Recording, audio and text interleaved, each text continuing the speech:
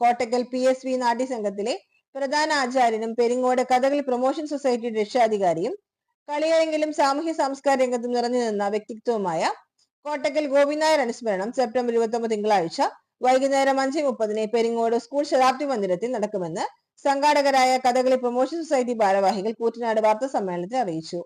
കോട്ടക്കൽ ഗോപിനായരുടെ 2ാം ചരമവാർഷികത്തിന്റെ ഭാഗമായി നടക്കുന്ന അനുസ്മരണ സമ്മേളനം Kottakkal Arya Vaidya Sala chief physician doctor PM Warrier ഉദ്ഘാടനം ചെയ്യും.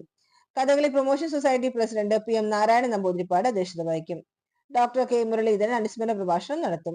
VT Vasudevan, Njayath Balan master, Sreevalsan Theeyadi, T Rajeev എന്നിവർ സംസാരിക്കും. 1939 പൂമള്ളി ശങ്കുണ്ണി നായർക്ക് കീഴിൽ കഥകളി അഭ്യസിച്ച ഗോപി നായർ 1946 PSV നാട്യസംഘത്തിലെ വിദ്യാർത്ഥിയായും കലാകാരനായും പ്രധാന ആശാനായും പ്രവർത്തിച്ചിരുന്നു.